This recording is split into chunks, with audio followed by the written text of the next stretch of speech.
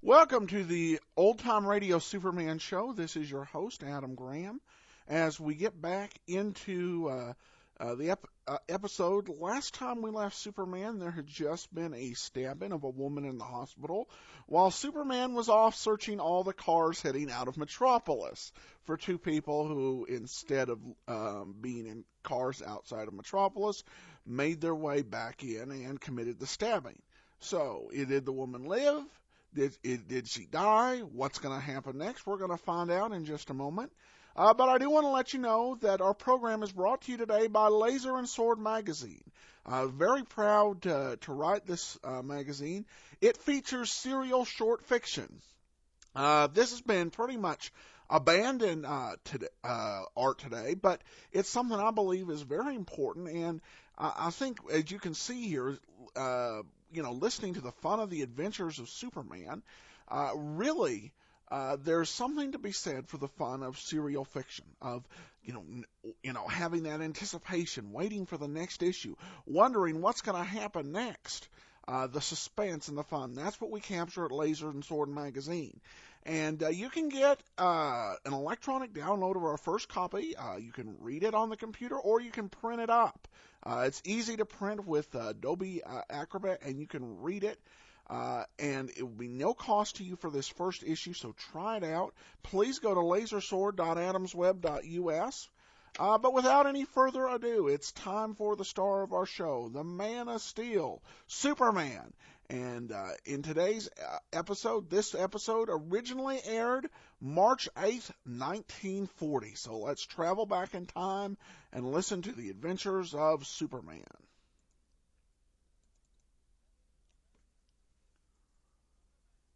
Presenting the transcription feature, Superman. Up in the sky, look! It's a bird! It's a plane! It's Superman! Mysterious visitor from another world who has appeared on Earth as the champion of the weak and the oppressed. When we last saw Superman in his character of Clark Kent, news reporter for the Daily Planet, he had just learned that the two swindlers, Bartley Pemberton and Joseph Deneen, were heading south in a high-speed cruiser in order to catch up with the freight steamer Madison on her way to Charleston. As our story continues today, Superman is winging his way down the coast, straining his eyes for the first glimpse of the powerboat or the freighter. But Pemberton and Deneen have caught up with the Madison. 4 sharp blasts of their whistle, red rockets, distress signals, and the freighter is motionless in the black water, waiting for the smaller boat to come alongside. On the deck of the cruiser, Bartley Pemberton gives a last quick order to the man at the wheel. Listen. Pay attention, sailor. Okay, Cap. Make it fast, Bart. They're dropping a ladder over the side. Head her in there, sailor. And get this. I'm listening. We're going on board that freighter to get something, you understand? If we don't get it, there may be trouble. Big trouble. So what? So stick around to pick us up. We'll want to make a fast getaway, so stay close. Ready to beat it. Get set, Bart. What do we do now? Stand by to grab that ladder, Joe. All right, sailor. Ahoy on that cruiser. We're waiting for you. Don't worry. You won't wait long. Go ahead, sailor. Edge in toward that ladder. All right, Mr. Burns. Hold her under a dead slow bell. We see what's wrong with those fellows. Aye, aye, Captain Anderson. Ahoy down there. What about the cruiser? What's wrong with her? Captain, sir, 2 men are coming up the ladder. They want to see you. They want to see me. Ask them what they mean by sounding distress signals. Well, there they are, Captain. Coming over the rail now. What do you want done with them? Better have a mighty good reason for stopping us, Mr. Burns. If they haven't, I'll put them in irons. Ahoy there. Bring those 2 men up to my cabin. Anybody else coming aboard? No, sir, they say that's all. Mr. Burns, hold it steady. Steady, sure, sir. Keep an eye on the weather, Mr. Burns. It's thickening up. Very good, sir. Sound your foghorn while we're hove to. Have Mr. Olson bring those men to my cabin. And a few moments later, Pemberton and Deneen are ushered to Captain Anderson's cabin. Come in. Here they are, sir, the 2 men off the cruiser. Come in, gentlemen. Ah, Captain. Am I addressing Captain Vincent Anderson? Yes, sir, you are. Captain, my friend and I have followed your ship, the Madison, all the way down the coast, hoping to catch up with you. Do you know you've stopped a vessel on government service? Government service? I thought this was a freighter, a tramp. Thank you for your description of it, sir. As it happens, we're carrying munitions. Munitions? Well, isn't that a bit dangerous, Captain? Don't worry. Transporting gun cotton and TNT isn't half as dangerous as giving false signals of distress, as you'll find out. Just let us explain, Captain. Captain Anderson, we've been sent by your sister, June. Before you sailed, she gave you a certain package of papers, didn't she? Sealed in oilskin? What up? Are they in that safe there in the wall? What business is it of yours? Sister told us to get them. So if it isn't too much trouble, Captain. One moment, mister. I suppose my sister gave you written instructions. A letter? Well? No, as a matter of fact, she didn't. She didn't have time. Oh, she didn't have time. Well, I'm sorry, gentlemen, but I don't believe you. Now, look here, Captain. Say, listen. I say I don't believe you. If this thing was so all-fired important, you follow me down the coast, make use of fake distress signals to get me to pick you up. You ought to be able to prove what you say. Listen, Captain. We've got to have those papers. You'll get them when we land at Charleston. And I've talked with my sister by phone, but not until then. Is that so, Captain Anderson? Stand where you are, please. Why, you... What do you mean, putting a gun on me? I mean business, Captain. Keep your hands up. All right, Joe. Get after that safe. You'll land in prison for this. Quiet, please. Well, what about it, Joe? Nothing doing, Pard. Have to blow it. Didn't he say there was soup in the hold? That's right. Carrying munitions, aren't you, Captain? Show us how to get to the hold. Find out for yourself. I said take us to the hold, Captain. I'm not fooling. Open the door, Joe. Now listen to me, Captain Anderson. You're going to take us down along the deck and into the hold. No, I'll be shot if I will. You'll be shot if you don't. We've come a long way, Captain. We've done a good deal to make sure of those papers, and we won't stop now. Not even at murder. Get going. Go on. Keep moving. I'm right behind you, Captain, with this pistol in my pocket. If we meet any of your crew, keep quiet. All right, now move.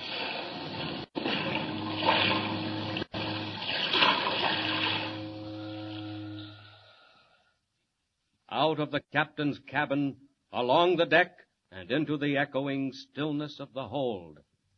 All right, this will do nicely. Just sit down now and take it easy, Captain, while Mr. Deneen makes you comfortable. Tie him up, Joe. What are you going to do, Bart? Carry some stuff back up to the cabin and blow the safe? No, it takes too much time. As long as those papers are destroyed, as long as they're lost, we're all right. But if you don't get them out of the safe... They'll remain in the safe, and the safe will remain on the ship, and the ship will be blown to pieces. Blown up? What do you mean to do, you murdering pirate? What I mean to do, Captain Anderson, is to remove every trace of you and your ship. Why, you'd never dare. You're out of your mind. You're a plain madman. Help! Joe! Go on and Joe! shoot him. Help! Hit him over the head! Why didn't you shoot him, Bart? It's too noisy. They might hear us. Listen, are you really going to blow up the whole boat? Why not? Quick, we'll set a fire right down here. Far enough off to give us time to get away ourselves. And then we'll beat it. Nobody will ever know. Here, help me break into this case. It's more dangerous. Keep away from fire. This is it, all right. All right. Now rip open these sacks. Spread it all around the floor. That's the way. All right, now make a little trail over to the door where we came in.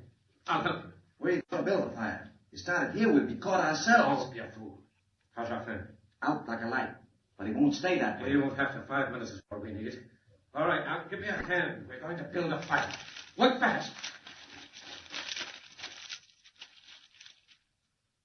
A flickering glow in the darkness of the hold. A thin spiral of smoke creeping up the companionway and curling out above the hatch covers on deck. Then sudden alarm, shouting and confusion. Wild ringing of alarm bells and frantic orders. Hey, where's the captain? Where's the mate? Jump!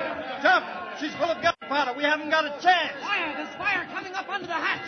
Mr. Burns, what'll we do? All away to starboard boats. Where's Captain Anderson? All away and stand by to abandon ship. All right. All right, Joe, that does it. Listen, Bart. We better be getting out of here. That's your life preserver? Yeah. Look, there's the cruiser cutting through the fog. Come on, Joe, over the rail. Jump for it and swim. Come on. Fire aboard the steamer Madison, loaded with high explosive shells and TNT. Boats go over the side, pull frantically for safety. And meanwhile, high up in the night sky, Superman sees a glow on the sea and heads swiftly downward. What's that? Looks like a fire on the water. And it looks like the Madison, too. Down we go. Down. It is the Madison. She's afire, and the men have taken to the boats. I'll swing down and make sure they're all right. They won't see me in the fog.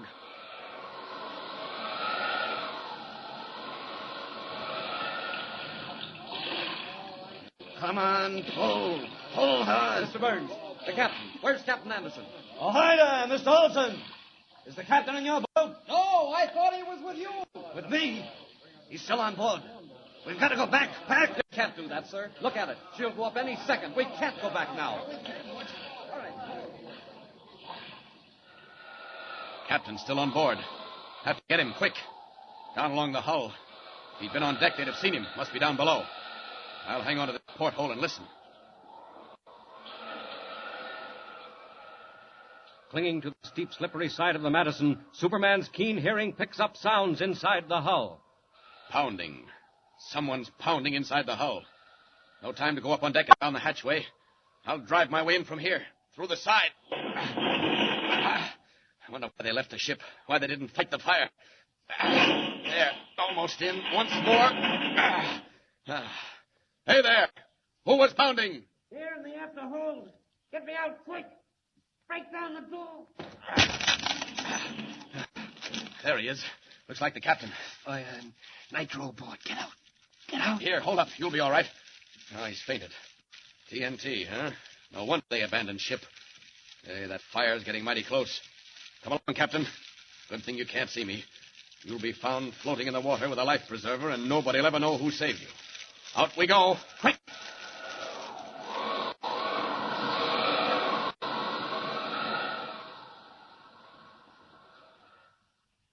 Superman carries the unconscious form of Captain Anderson, wraps him in a life preserver, drops him in the sea near the lifeboats, and streaks again for the doomed ship. Touch and go now. That stuff will explode any second. But I've got to find the safe and get those papers. There's the bridge. Down, down.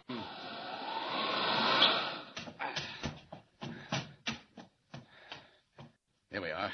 This is the captain's cabin, all right. And there's the safe. Well, one smash will open that up. And there's the package. Must be. Wrapped in oilskin, marked June Anderson. Pemberton, this is the time you lose. Now out. Fast. No time for the stairs. Out to the wall. And away.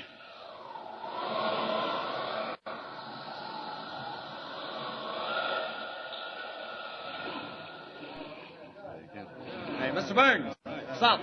There's a man floating in a life preserver. It's the captain. It's Captain Anderson. Get him aboard. Quick. Haul him over the side. It is the captain. How'd he get out here? Never mind that. Pull! Pull! There goes the ship. We'll never get clear. Pull!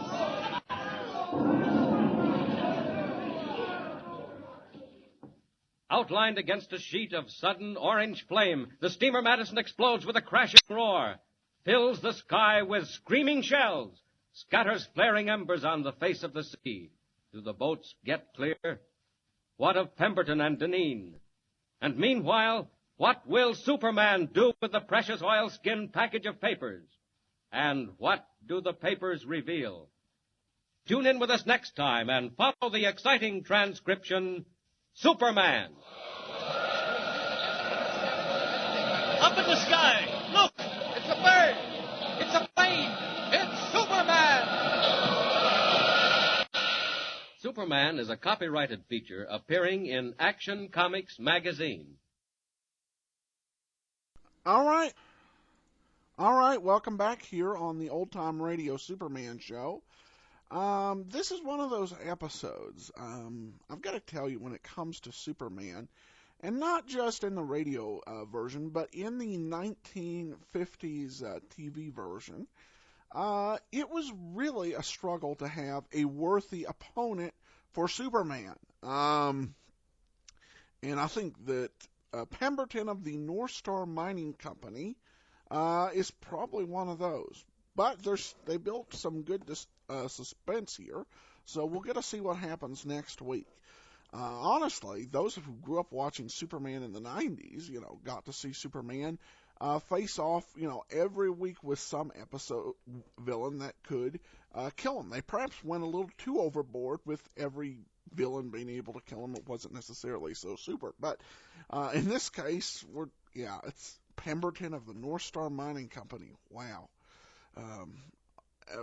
It makes you miss the Yellow Mask, Yellow Mask, I think, even though he wasn't physically equal, he was at least as equal in terms of in terms of his overall villainy and what he was trying to accomplish. And that's pretty key, because we've got, it's kind of a swing of extremes, I got to tell you. Before we were talking about somebody who wanted to take over the world, and now we're talking about some person who wants to get out of charge of fraud. Really two disparate types of villains. But still, we'll get to find out what happens next week. I do want to again encourage you to purchase Laser and Sword magazine. That's lasersword.adamsweb.us. Please cast your vote for us at podcastalley.com. Just put in Old Time Radio Superman, and we will come up as the top result, and please cast your vote for us. For now, I do thank everybody so much for listening. This is Adam Graham, signing off.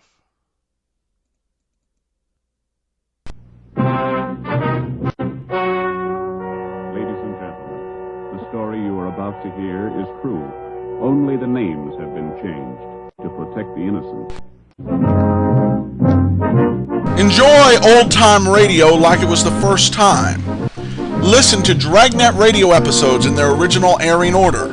You can download a new episode of the Old Time Dragnet Show with me, Adam Graham, right to your iPod every Saturday night. Go to TalkShoe.com and type in TalkCast ID 18797.